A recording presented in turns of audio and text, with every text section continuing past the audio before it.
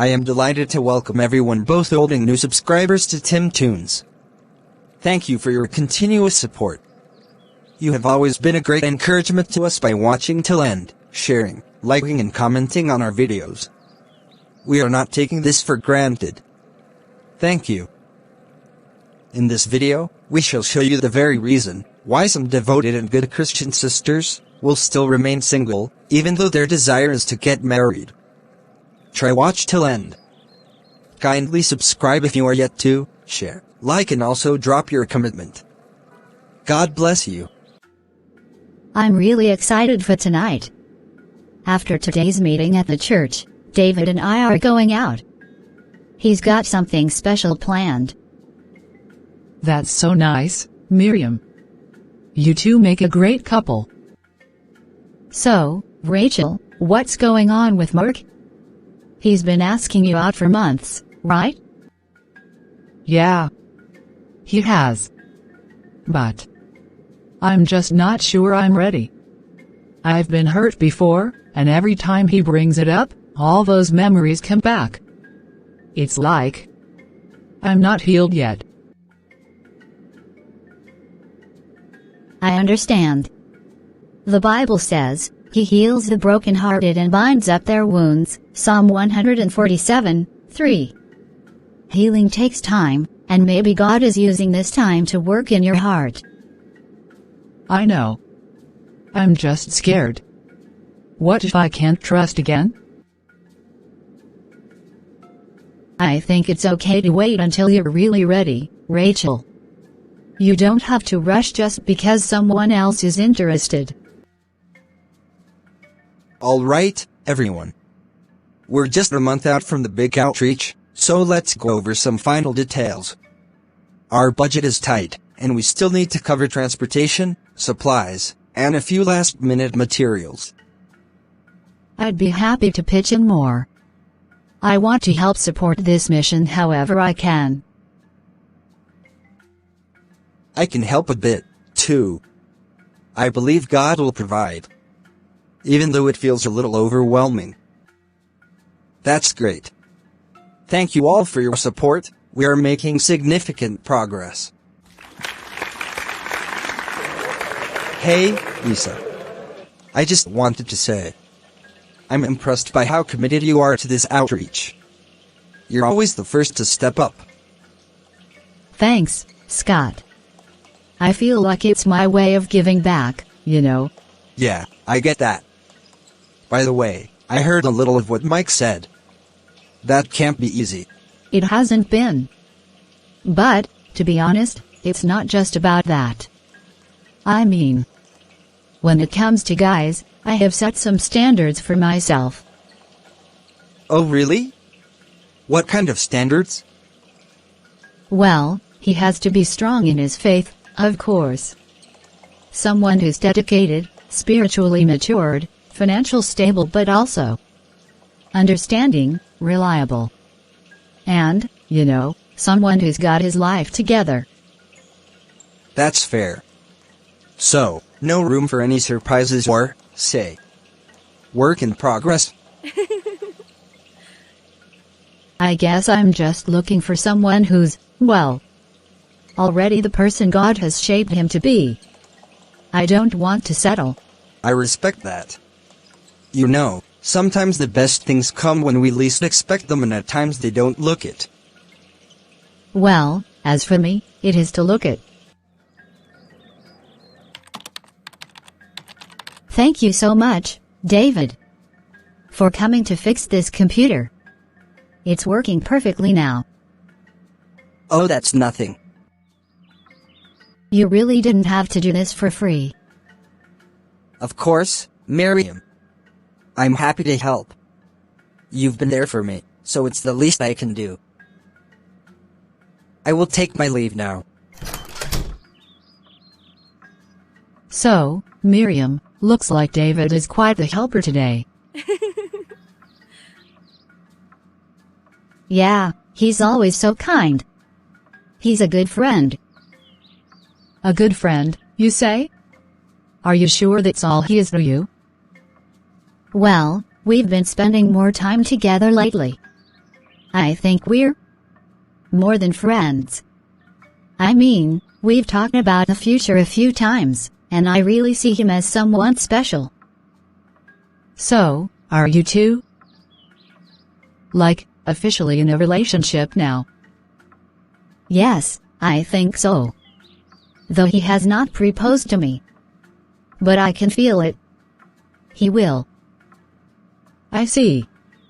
Well, Miriam, you deserve someone who makes you happy, and I can see you care a lot for him. Just make sure that whatever you feel is real. You know, love can sometimes be a tricky thing. I know, Mom. But I really feel like he's the one God has brought into my life. I hope you're right, my dear. You're not answering? I don't know, James. I'm not ready for this. Not ready for what? For him to call again? Rachel, you've been avoiding him for days now. What's going on? He keeps calling, and I just don't know. It feels like I'm stuck in the past. I can't move on from what happened before. Every time I think about letting someone in again, it feels like I'm betraying the memory of, well, everything I lost.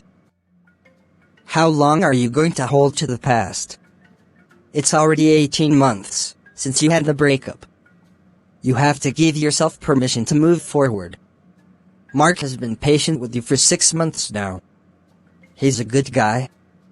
Why keep pushing him away? It's not that simple. What if he just wants to move on, or what if he's not actually the right one for me? I'm afraid of getting hurt again. I get that. You've been through a lot, and that's not easy to forget. Please listen to me as your younger brother. You can't let fear control your life.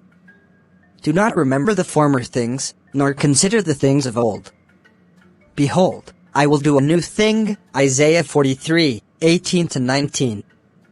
God has something new for you, Rachel. You're not going to find healing if you keep holding on to the past. What if I'm not ready for a relationship? What if I ruin it because I'm still hung up on what happened before? You don't have to be perfect to try again, Rachel. Mark isn't asking you to forget everything or to suddenly act like everything's fine. He just wants a chance to get to know you, to walk with you in your healing. And you deserve to be loved, without holding on to the baggage from the past. I just don't know if I'm ready, James.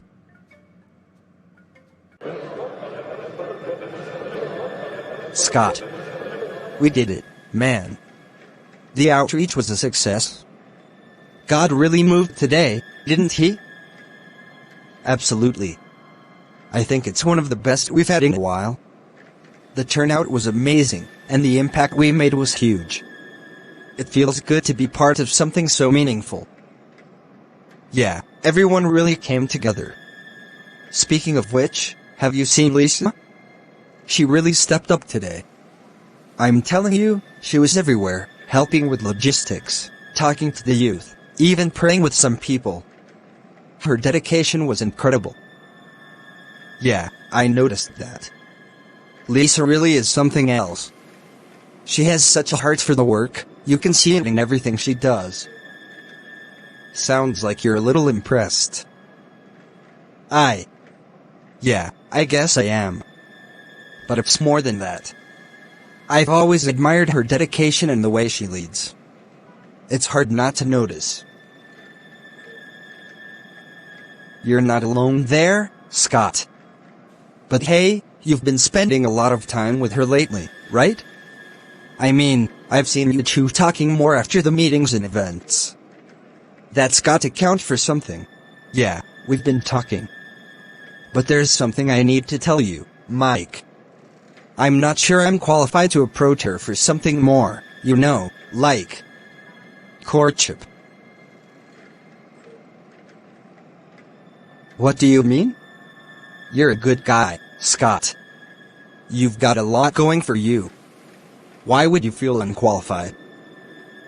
It's just, We had a conversation a little while ago, and she told me about her standards and what she's looking for. I respect that. But she said she's looking for someone who's really grounded, striving for growth. Someone who knows where he's going. I get that. She's been through a lot, and I think she's looking for someone who shares the same passion and faith. But Scott, you've got to trust that if you really feel something for her, God will guide you. You don't have to be perfect. I don't know if I'm ready to be the guy she deserves. I'm still figuring a lot of things out. And I don't want to hurt her by not being what she's expecting. It's all about trusting God. If it's meant to be, it'll happen in His timing. But don't let fear hold you back.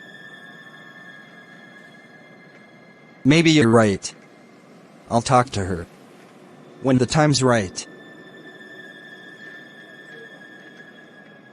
That's the spirit, man. Trust God, and He'll make the way clear. So, Lisa, I wanted to talk to you about something. Something personal. Oh. This sounds serious. Go on. Well, I really admire you. You're strong in your faith. You're amazing at what you do. I just feel we might make a great team. I'd love the chance to get to know you. On a deeper level. You know, like courtship. Oh, Scott, that's sweet of you. Really. But, well, I don't think we're on the same level. Not on the same level? How do you mean? You're nice, Scott. But I'm looking for someone who's, let's just say, a bit more refined. Someone who's spiritually mature, grounded, ambitious. I mean, I can be ambitious.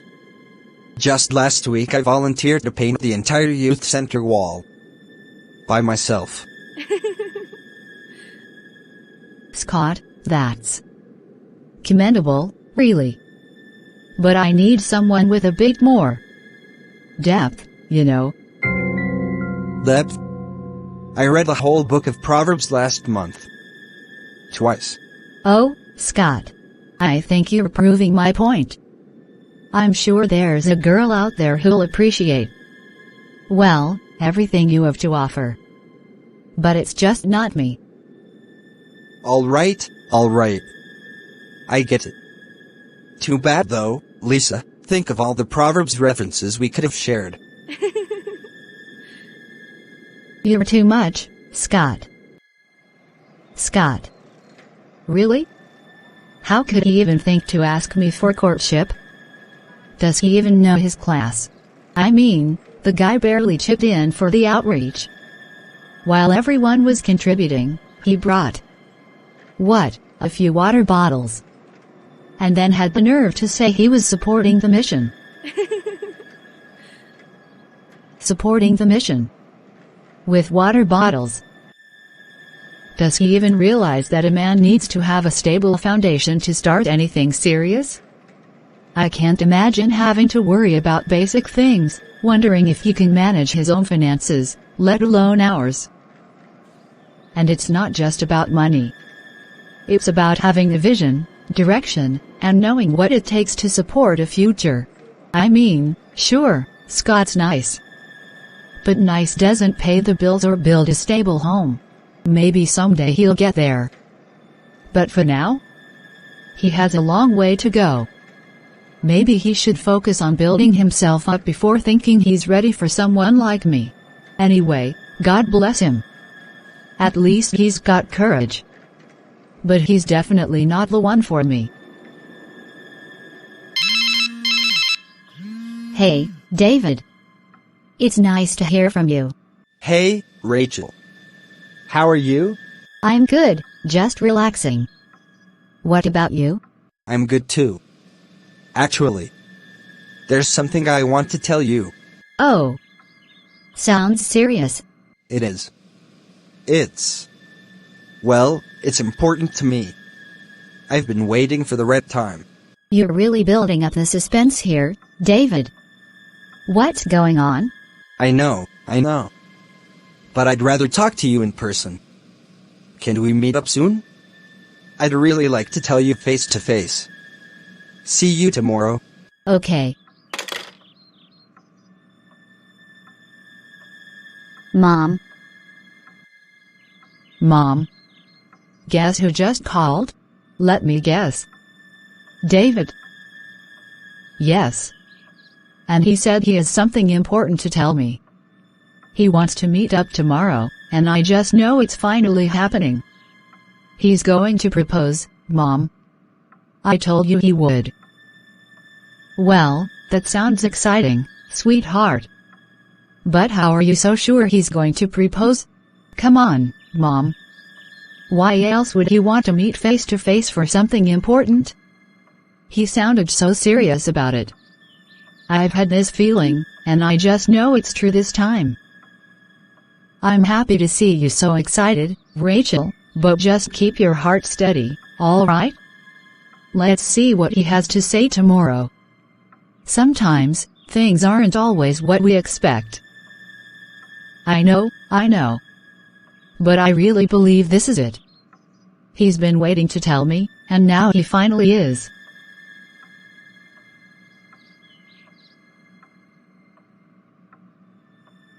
Well, whatever it is, I'm sure it'll be something special. Just remember to be yourself and let things unfold in God's timing. Thanks, Mom. I can't wait for tomorrow. So, David, you said you had something important to tell me. I've been waiting all night to hear it. Yeah.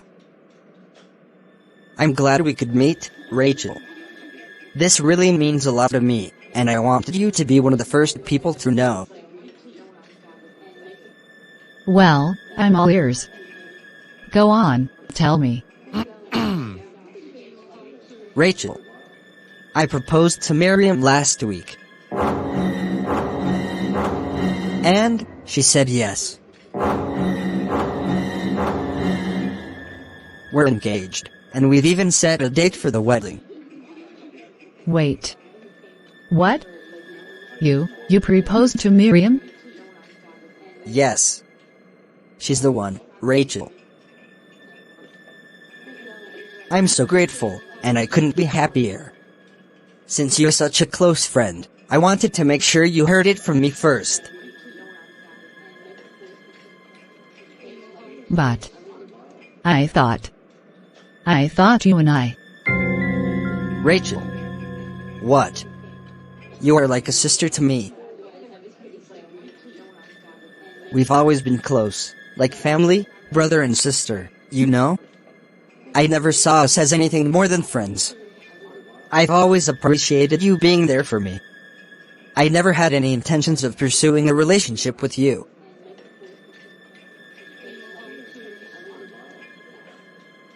Right. Of course. Just friends. I'm happy for you, David.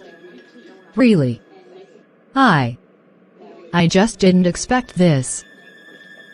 Rachel, you're such a wonderful friend, and I value you deeply. I hope you know that. Thank you for telling me first, David. And congratulations. I'm happy for you both. Rachel. What happened? What's wrong? Mom. I was so sure. I thought David was going to propose to me. He told me he was engaged to Miriam. Oh, sweetheart.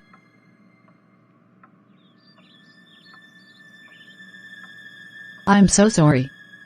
I know how much you cared about him. He said he only ever saw me as a friend. Like a sister. All this time, I thought he felt the same way I did. I know, Rachel. Sometimes, our hearts lead us in one direction, and we hope others feel the same. It's so painful when we realize they don't. But, Mom, I feel so foolish. I spent so much time thinking about him, 3 years. Waiting, hoping. And he never even thought of me that way. Rachel, you're not foolish. You loved with a sincere heart. That's nothing to be ashamed of. It just means you have a big heart, and one day, someone will come who'll see that and cherish you for it. I just don't know how to move on from this. You take it one day at a time, sweetheart. Let yourself feel the pain, but remember that this isn't the end. God has someone out there for you, someone who'll love you as deeply as you love.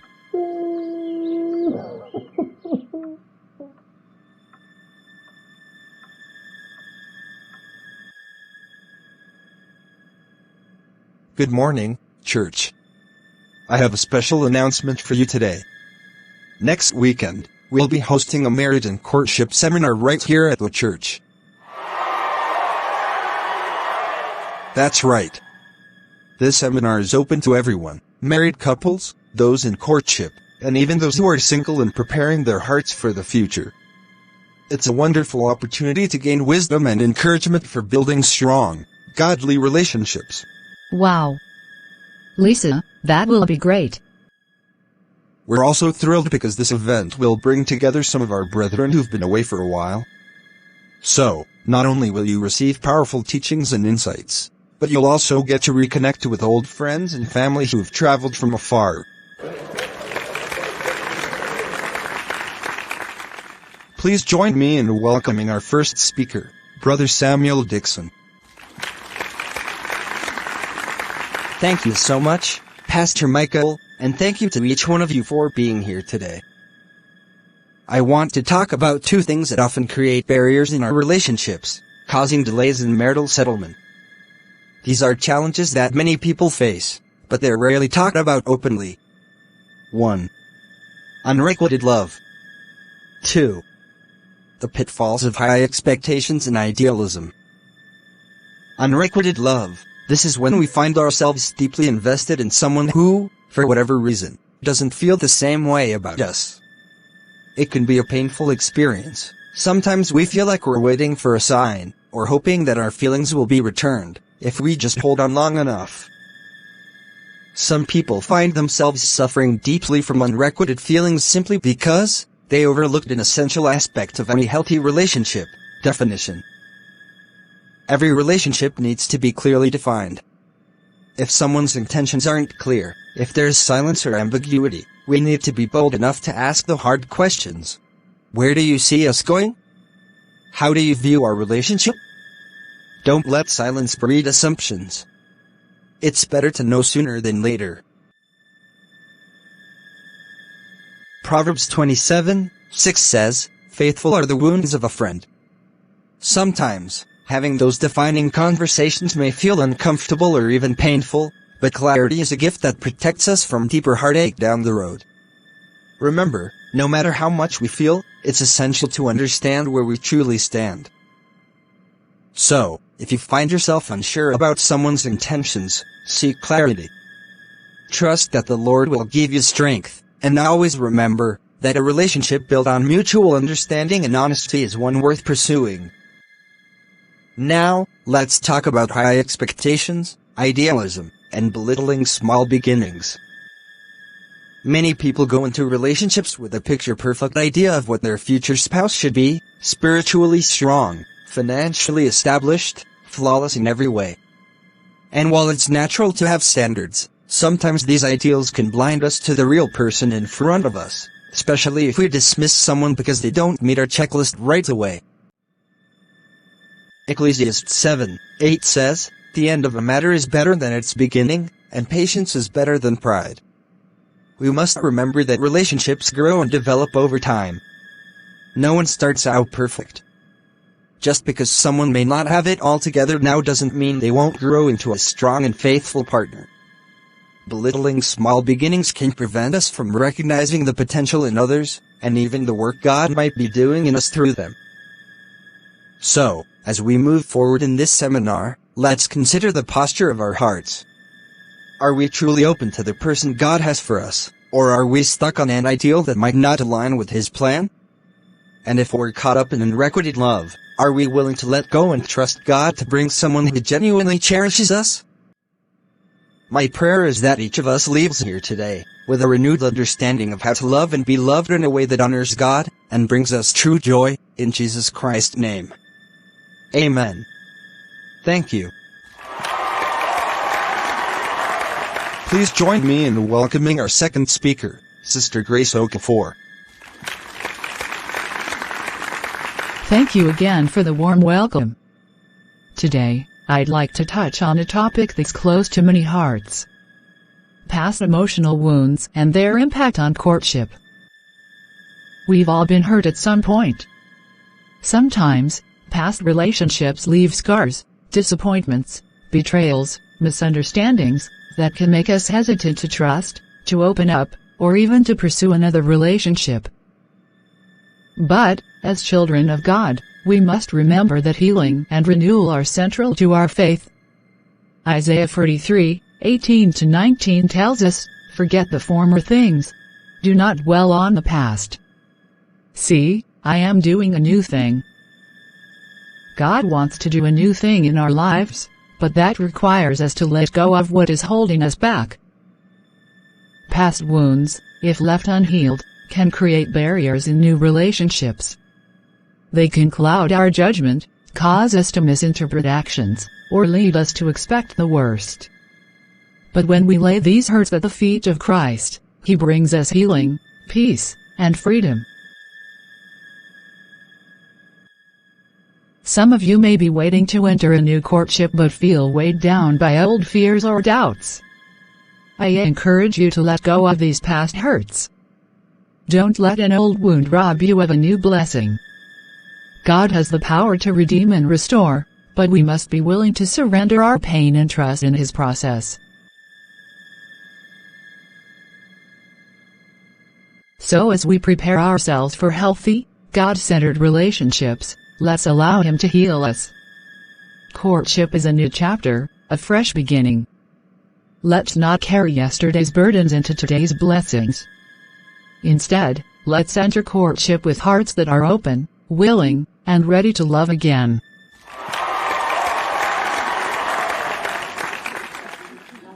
I can't believe how much time I wasted pushing him away.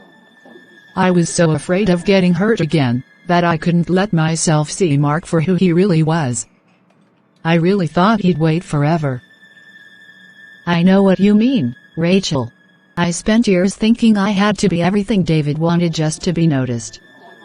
But it turns out, he was never even looking in my direction. And me. I think about Scott sometimes. I turned him down, thinking he didn't measure up to my standards.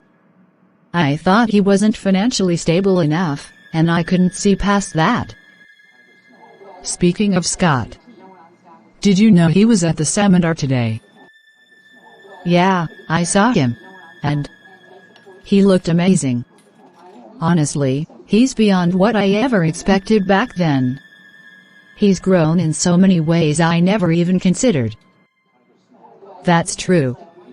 I heard he's doing really well, married, with 2 kids now, and he's established his own business. Married. With kids. Yes, Lisa. I know it's hard to hear. But we were all reminded today that it's dangerous to hold on to high expectations without seeing the potential for growth in someone. Sometimes, people just need time to build. I thought I had it all figured out back then. I was so focused on finding someone who already had everything together that I didn't see how much he cared, or how he could have grown over time. We've all made mistakes, Lisa. But today's lesson showed us that we can let go of the past. It's never too late to start fresh. And to recognize that God's timing and plan are better than ours. We just have to trust and be open to it. Thank you for watching. You can also watch the titles displayed on the screen by clicking on them. Kindly subscribe, if you are yet to. God bless you.